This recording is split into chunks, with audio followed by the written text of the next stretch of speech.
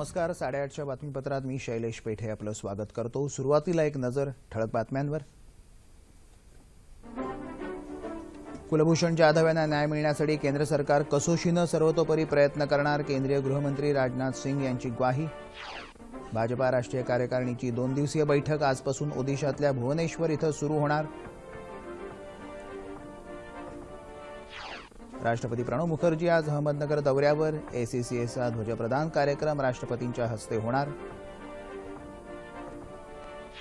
विमुद्रीकरण झाल्यापासून 28 फेब्रुवारीपर्यंत 9,334 कोटी रुपयांचं अघोषित उत्पन्न सापडल्याची केंद्रीय प्रत्यक्ष कर मंडळाची माहिती. आणि मलेशियातल्या सुलतान ऑफ जोहर करंडक हॉकी स्पर्धेत सहभागी न होण्याचा भारतीय कनिष्ठ पुरुष हॉकी संघाचा निर्णय. पाहूया सविस्तर वृत्त. हेरगिरीच्या आरोपाखाली पाकिस्तानच्या लष्करी न्यायालयानं फाशीची शिक्षा सुनावलेले भारताचे माजी नौदल अधिकारी कुलभूषण जाधव यांना न्याय मिळावा यासाठी केंद्र सरकार कुठलीही कसर बाकी ठेवणार नाही असं केंद्रीय गृहमंत्री राजनाथ सिंह यांनी स्पष्ट केलं. पाकिस्तानबरोबरचे सर्व तणाव संपुष्टात यावे अशी भारताची भूमिका असली तरी दुसऱ्या बाजूकडून हल्ला झाल्यास भारत त्याला चोख प्रत्युत्तर देईल असंही सिंग यांनी स्पष्ट केलं. भारताची सुरक्षा दलं देशाच्या सुरक्षेशी कोणतीही तडजोड करणार नाहीत असंही त्यांनी अधोरेखित केलं.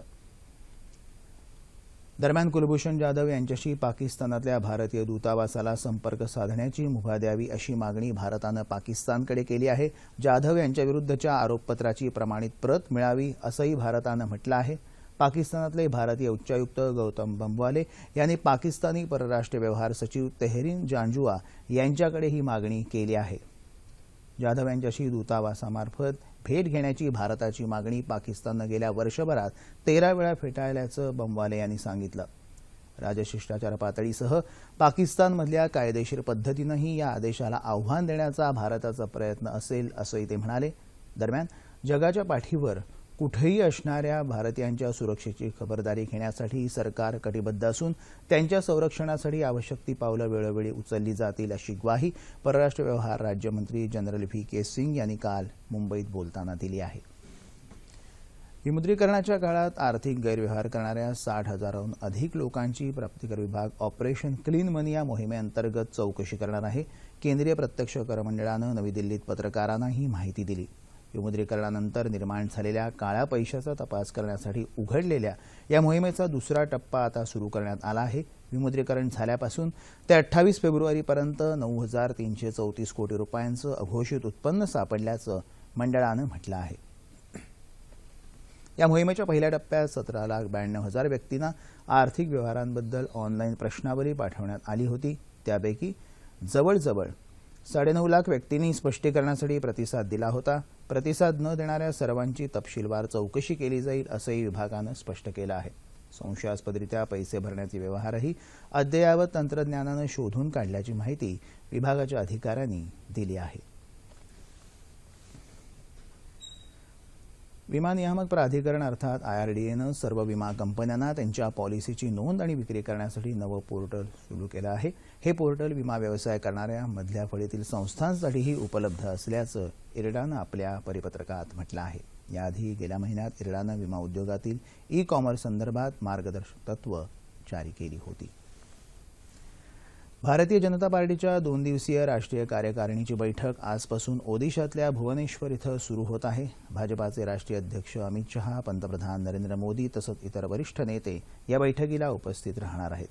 ओदिशासह इतर 7 राज्यात होणाऱ्या आगामी विधानसभा निवडणुकीच्या रणनीतीबाबत या बैठकीत चर्चा होईल. या बैठकीला उपस्थित राहण्यासाठी अमित शहा यांचं काल भुवनेश्वर इथं आगमन झालं असून पंतप्रधान नरेंद्र मोदी आज भुवनेश्वर इथं येत आहेत. केंद्रीय पेट्रोलियम मंत्री धर्मेंद्र प्रधान यांनी या बैठकीबाबत अधिक माहिती दिली आहे.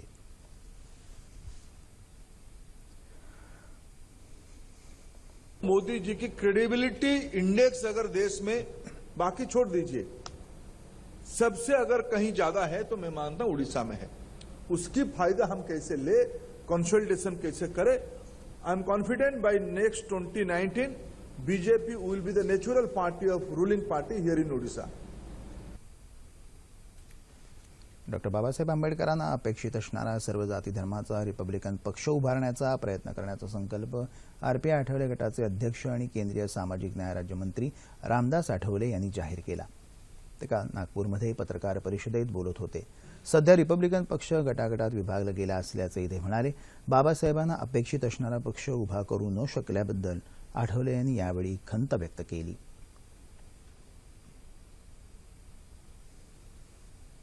काँग्रेस, राष्ट्रवादी आणि सर्व विरोधी पक्षांच्या संघर्ष यात्रेचा दुसरा टप्पा आजपासून राजमाता जिजाऊंचं जन्मस्थान बुलढाण्यातलं सिंदखेड राजा इथून सुरू होणार आहे.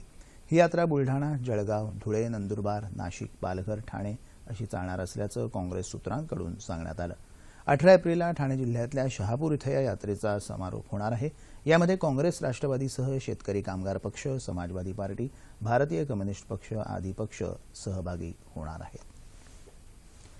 यंदाचा लक्ष्मी वासुदेव विधिभूषण पुरस्कार विशेष सरकारी वकील ॲडव्होकेट उज्ज्वल निकम यांना प्रदान करण्यात आला. शिवशाहीर बाबासाहेब पुरंदरे यांनी हा पुरस्कार प्रदान केला. लक्ष्मी वासुदेव पुरस्कार पुढच्या पिढीला आदर्श वाटावा असा आहे. आई-वडिलांना वृद्धाश्रमात ठेवण्याची वेळ काय येते याबद्दल हल्लीच्या पिढीनं आत्मचिंतन करण्याची गरज असल्याचं उज्ज्वल निकम यांनी यावेळी सांगितलं. सन्मानपत्र, सरस्वती चिन्ह, 1 लाख रुपये रोख, शाल आणि श्रीफळ असं या पुरस्काराचं स्वरूप आहे. पुण्यातल्या आदित्य प्रतिष्ठानच्या वतीनं हा पुरस्कार देण्यात येतो. राष्ट्रपती प्रणव मुखर्जी यांचं काल अहमदनगर इथं आगमन झालं. अहमदनगर इथल्या arm course centre and school अर्थात MCCSच्या ध्वजप्रदान कार्यक्रमासाठी राष्ट्रपती अहमदनगर इथं आले आहेत. मुख्यमंत्री देवेंद्र फडणवीस यांनी राष्ट्रपतींचं स्वागत केलं. लष्करप्रमुख general Bipin Rawat, lieutenant general DR Soni, ACCSचे कमांडर जनरल प्रवीण दीक्षित, राज्याचे राजशिष्टाचार मंत्री प्राध्यापक राम शिंदे, विरोधी पक्षनेते राधाकृष्ण विखे पाटील आदी यावेळी उपस्थित होते. 3 वेळा तलाक हा अतिशय गंभीर मुद्दा असून याची तीव्रता ज्यांना समजलेली नाही त्यांनी यात हस्तक्षेप करू नये असं मत केंद्रीय मंत्री मुख्तार अब्बास नक्वी यांनी व्यक्त केलं. ते काल मुंबईत हज कमिटीतर्फे आयोजित करण्यात आलेल्या कार्यक्रमात बोलत होते. 3 तलाक मुद्द्यावर सकारात्मक चर्चा होत असून संबंधित समाजातूनही सकारात्मक विचार पुढे येत असल्याचं नक्वी म्हणाले. तसंच हज यात्रेकरूंसाठी हज क्रूज सुविधा सुरू करण्याचा सरकार विचार करत असल्याची माहिती त्यांनी यावेळी दिली. नकवी यांनी यावेळी काश्मीर संदर्भातलं सरकारचं मतही स्पष्ट केलं. देश के किसी भी हिस्से में इस तरह की जो हरकतें हैं वो अनएक्सेप्टेबल है और कश्मीर के नौजवानों को मैं यही कहना चाहूँगा कि जिस तरह से वो एक सीमा पार से प्रायोजित होकर के इस तरह की हरकतें कर रहे हैं उसका उनको फायदा नहीं होगा. वो कश्मीर के विकास में रोड़े अटका रहे हैं, कश्मीर के अमन में रोड़े अटका रहे हैं और कहीं ना कहीं अपने खुद के भविष्य पर रोड़े अटका रहे हैं. इसलिए जो है वो उन्हें जो है वो एक स्पष्ट संदेश है उनके लिए कि वो इन हरकतों से बाज आएं, वरना जो सुरक्षा बल हैं अपने कड़ी कार्रवाई करेंगे. केंद्रीय अर्थसंकल्पात शेतीसाठी भरीव तरतूद करावी, शेतकऱ्यांना कर्जमाफी द्यावी, तसंच स्वामीनाथन आयोगाच्या शिफारसी लागू कराव्यात या मागण्यांसाठी सुरू केलेल्या आसूड यात्रेच्या माध्यमातून सरकारवर दबाव आणणार असल्याचं प्रहार संघटनेचे अध्यक्ष आमदार बच्चू कडू यांनी सांगितलं. ते काल उस्मानाबाद इथं पत्रकार परिषदेत बोलत होते. बुलेट ट्रेनसाठी सरकारकडे पैसा आहे, मात्र शेतकरी कर्जमाफीला नाही अशी टीकाही त्यांनी केली. केंद्र सरकारनं शेतकऱ्यांकडील संपूर्ण तूर डाळ योग्य भावानं खरेदी करण्याअगोदरच 20 लाख टन तूर आयात केली असा आरोपही त्यांनी केला. तुरीचा शेवटचा दाणा शेतकऱ्यांकडे शिल्लक असेपर्यंत सरकारनं तूर खरेदी करावी असं बच्चू कडू यावेळी म्हणाले.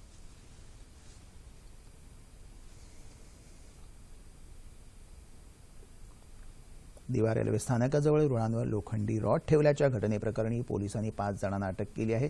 त्यांच्याकडून धक्कादायक माहिती समोर आल्याचं ठाण्याचे पोलीस आयुक्त परमबीर सिंग यांनी सांगितलं. काल घेतलेल्या पत्रकार परिषदेत ते बोलत होते.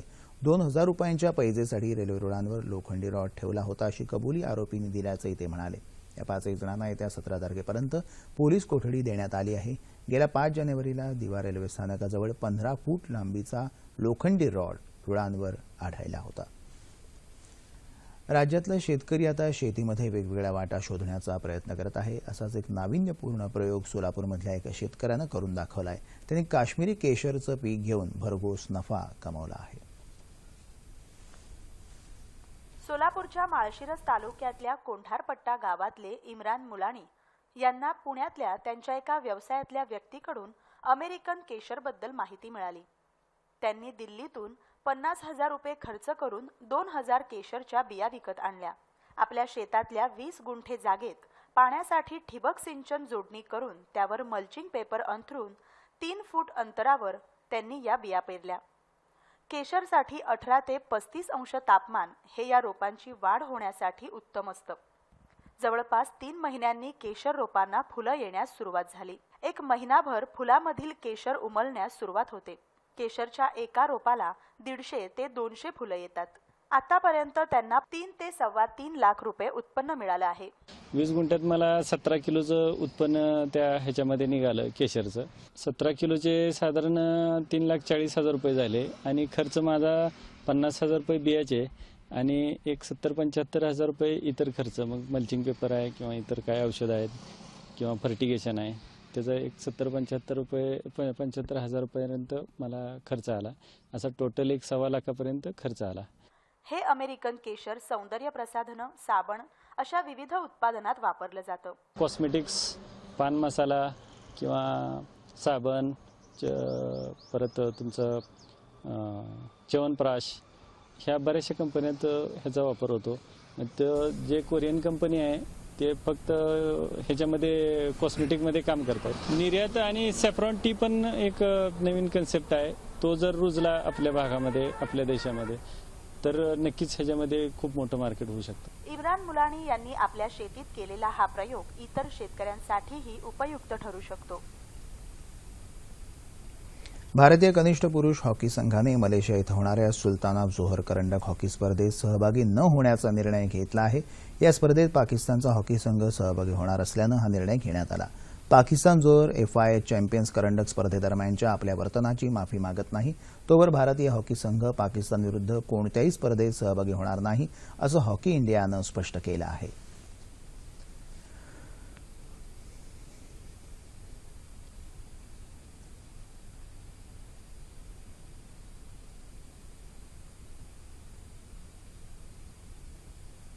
भारताचे बॅडमिंटनपटू के श्रीकांत आणि बी साई प्रणीत यांनी Singapore open super series badminton स्पर्धेच्या पुरुष एकेरीच्या उपांत्य फेरीत प्रवेश केला आहे.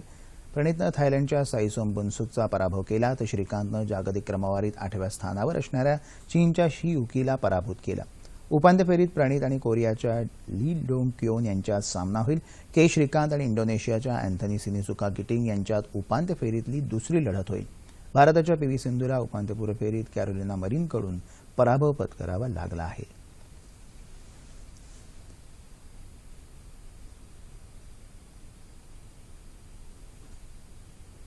हवामान. राज्यात सर्वात जास्त तापमान अकोला इथं 44 अंश सेल्सिअस इतकं नोंदवलं गेलं. येत्या 24 तासात संपूर्ण राज्याचं हवामान कोरडं राहणार असून मध्य महाराष्ट्र, मराठवाडा आणि विदर्भातल्या तुरळक ठिकाणी उष्णतेची लाट येणार असल्याची शक्यता हवामानशास्त्र विभागानं वर्तवली आहे. ठळक बातम्या पुन्हा एकदा. कुलभूषण जाधव यांना न्याय मिळण्यासाठी केंद्र सरकार कसोशीनं सर्वतोपरी प्रयत्न करणार. केंद्रीय गृहमंत्री राजनाथ सिंग यांची ग्वाही. भाजपा राष्ट्रीय कार्यकारिणीची 2 दिवसीय बैठक आजपासून ओदिशातल्या भुवनेश्वर इथं सुरू होणार. राष्ट्रपती प्रणव मुखर्जी आज अहमदनगर दौऱ्यावर. ACCAचा ध्वजप्रदान कार्यक्रम राष्ट्रपतींच्या हस्ते होणार. विमुद्रीकरण झाल्यापासून 28 फेब्रुवारीपर्यंत 9,334 कोटी रुपयांचं अघोषित उत्पन्न सापडल्याची केंद्रीय प्रत्यक्ष कर मंडळाची माहिती. आणि मलेशियातल्या सुलतान ऑफ जोहर करंडक हॉकी स्पर्धेत सहभागी न होण्याचा भारतीय कनिष्ठ पुरुष हॉकी संघाचा निर्णय. याबरोबरच हे बातमीपत्र संपलं. पुन्हा भेटूया 11:30 वाजता आपल्या सह्याद्री वाहिनीवर. नमस्कार.